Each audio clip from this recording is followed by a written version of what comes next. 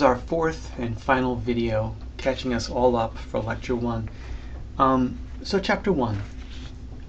In classical mechanics, which is the essential core of this course, and we'll talk more about what exactly that means in our next lecture for real in person, there are some defined quantities, 3 that are crucial and core to the entire course: length, mass, and time. These are the basic and what are sometimes referred to as defined quantities that we'll be using almost exclusively. Now we'll be talking about things like lengths, mass, and time, but from these 3 basic core quantities we can derive others, things like area, which is basically just length squared, volume length cubed, of course, and even something like speed, right? 65 miles per hour is really a length over a time. We're going to get into many more areas, things like momentum and force, and really they're all going to come from these 3 basic defined quantities. Now, when we're talking about any kind of units in physics or engineering, we need to make sure that we're speaking the same language. There are 3 common systems of units that we're going to be touching on in this course. The first and the most prevalent is something called the SI system. Now, in the SI system, SI stands for the International System, by the way. It was an acronym coined in France, and so it's backwards to us. The French would argue otherwise. In the SI system of units, we're always going to use for length the meter. We're not going to use the millimeter, we're not going to use the mile. And that's the point of this. For length, in the SI system of units, we de facto use the meter. Mass is kilogram and time is second. Now I got this circled because in our course, probably 80, 85, 90, 95% of the time we're going to be using this specific system of units. CGS is another, where basically centimeter, gram, and second. Oh, by the way, SI is sometimes called MKS for meter, kilogram, second, right? So it all makes sense. The third system of units that we're going to come across repeatedly, because this is still significantly used, in part at least in the States here, is the British system, where the basic unit of length is the foot. The second we have as well. And I don't know if any of you have ever come across this in real life. I haven't. But the unit of mass in the British system is something called the slug. So if you're over in the UK and you hear somebody talking about slugs, I guess they might be talking about mass. I've never heard it. Unit conversions. Because we need to be speaking in one system of units, we're frequently going to have to switch between. For example, if somebody gives a speed of 60 miles per hour, and we need to convert that into the SI system of units, which means we would need to convert that into meters per second. How do we do that? So I have a few examples here, and I'll just talk through these briefly. And again, this is almost exactly how I would write it up on the whiteboard. The first choice of 2 basic choices is you can use a conversion table. And if you go to the back, if you go to Appendix A in your book, you'll see that there's a conversion table there. And so if we had to convert, for example, 60 miles per hour into the SI equivalent, which would be into meters per second, well, if you go to the back of the, if you go to that Appendix A, you'll see that there is a conversion specifically, and it says 1 mile per hour is equal to 0.447 meters per second. Well, that's pretty sweet, because that's exactly what you need, right? So you take that and you multiply it by 60. You have your 60 miles per hour. You take this, you multiply it by 60, and lo and behold, 26.8 meters per second. Nice, clean, and easy. But frankly, it's not always that easy. Here's another example. If you had 100 inches and you want to convert that into meters. So basically we're converting something that's not quite exactly the British system, because that would be feet, but in real life people talk about inches as well, into meters, which is SI. Now you go to that conversion table and you find, oh, this looks useful, 39.36 inches per meter. Great. But this is a little different. It's not as crystal clear as this example on the left here. So what I've done here, right, I'm starting with my inches, and I've got this 39.36 thing that I want to use. The first thought I might have, and I haven't shown this here, is what if I multiply 100 by 39.36? So in your imagination, because I don't have a whiteboard, imagine that we put 100 inches here, and right next to it we multiply by 39.36 inches per meter. Well, if I multiply the 100 by the 39.36, is that going to give me the right answer? The trick, or really the thing to use here are the units. 100 inches, if I think of these units as being algebraic quantities themselves, if you just think of it that way, if I multiplied an inch by an inch and divided it by a meter, I would have some weird thing that's in inches squared per meter. Now I want to get to meters. I don't want to get to inches squared per meter. So I know from considering the units, I don't want to multiply these two things. If I divide these two things, though, as I've shown here, well now, of course I can divide 100 by 39.36, I get a number.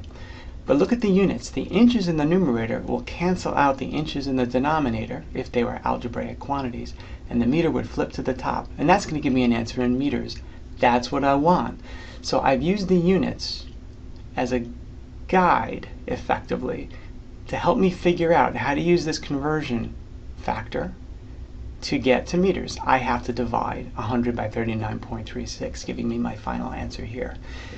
Using the units as a guide has got sort of a fancy name that you'll read about in the textbook. It's called dimensional analysis, right? And all it means is what we just went through, using the units as your guide. Now, let's look down here.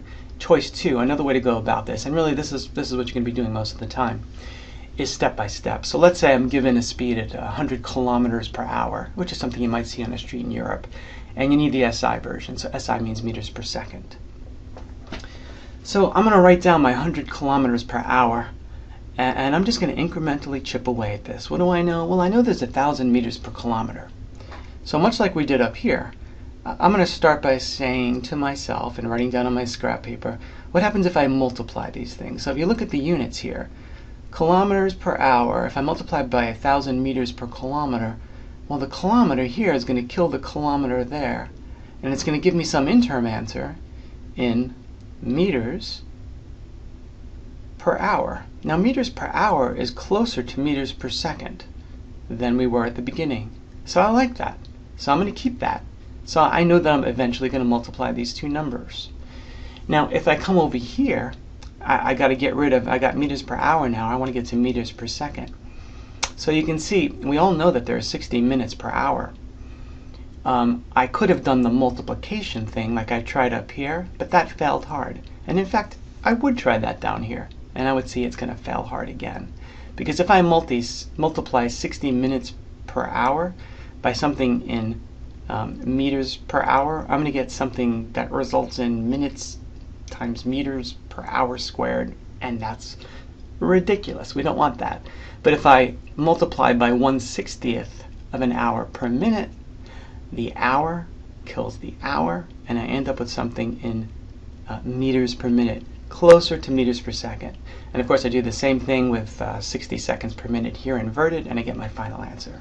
So a little bit of a long-winded explanation here, but the real trick to this unit conversion stuff is, again, that sort of left brain, right brain thing. You can't really just plug and chug. You gotta think this through a little bit. And this is at least a methodical way that you can start thinking this through. Okay, our final topic for chapter 1 here, significant digits.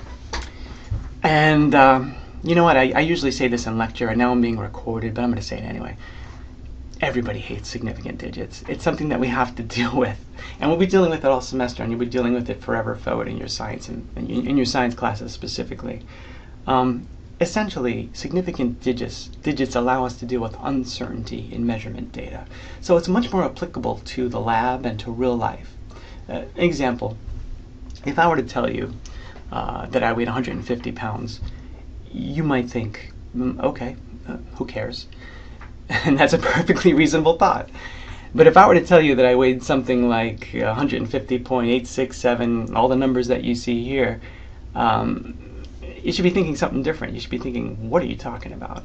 Now, the reality is I get my scale probably where you get your scale, at Walmart or Target, and it's not this accurate. So we need a way of questioning the credibility of data that we either measure or that somebody hands to us as a measurement. We need a mechanism for methodically handling this in calculations as well. I know this sounds a little esoteric. It'll become more and more clear, especially in the next lecture. But let's look at an example of a calculation. A car drives 175 meters in 15 seconds. What's the average speed? Okay. So V sub average, and we'll talk about what V sub average means explicitly, but the average speed is going to be 175 divided by 15. If you do that on your calculator, you're going to see that you're going to get a repeating decimal. It's going to be 11.666666, and that's kind of a lot like this weight example up here. It goes on forever. So is my average speed 11.6666? How do we deal with this in calculations? Well, I'm telling you that the answer is going to be 12 meters per second. And here's why. The final answer, based on our calculations, can have no more accuracy than the quantity with the least number of significant digits. This will help unify and normalize the way everybody's doing calculations in our class, in science, in engineering. And it does. So if we look at the numerator here, it was 175 divided by 15. So I declare there are 3 significant digits in 175. And I declare there are 2 significant digits in 15. Because our final answer can have no more significant digits than the input with the least number of significant digits, which is 2, I know that I need to round and truncate this. I need to round this to 2 significant digits. So we have 12 meters per second. So then the next question is, when are digits not significant? And it all boils down to when zeros are involved. If I have a 0 within a numerical input, it's just fine. That's significant. So the number 4006 as an input given to me would have 4 significant digits.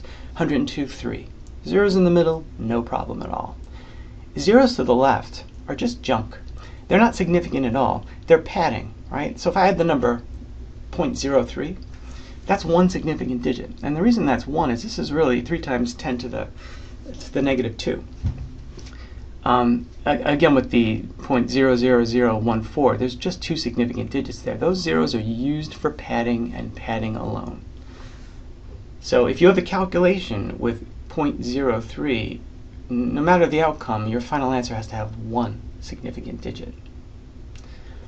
Now, if there are zeros to the right, it's still ambiguous. Look at the number 1500 and 100. We don't really know what type of measurement was used. I mean, something could have been used where in fact it is 1500 feet or meters or inches to the T, but we can't really infer. So as a person doing measurement, it's our obligation to use scientific notation to clarify this to whomever is going to be using these inputs. So if you receive a 1500, you just don't know what to do. But if you receive a 1.5 times 10 to the 3, you take that as 2 significant digits. Why? Because there's 2. If I tell you 1.500 times 10 to the 3rd, you take that as 4 significant digits. Again, I know this is a little bit onerous, cumbersome, painful, but we'll touch on this again next week at the beginning of lecture. In fact, I'll throw some additional notes up on the whiteboard before you get into class. And we'll come to a very practical, very easy way of dealing with this in our class, on our homeworks, and in our quizzes and tests. This is really much more for real life as opposed to lecture, and I'm going to make it easy for lecture, but like I said, nobody really likes significant digits. And that pretty much covers everything that we needed to cover in lecture 1. So on one final note here, I will say that next week we've got lecture Monday, lecture Wednesday. I might just keep you 5 or 7 or 8 minutes later at the end of those 2 classes, just so that we get dead on track by the end of next week. It's really important to stay in sync. But I might not have to do that. Now the beauty is Monday night you have lab with Michelle, so you're not going to be late to that because she's right across the hall and there's a little block of time in between. But we'll take it forward from here. Have a good weekend and thanks for watching.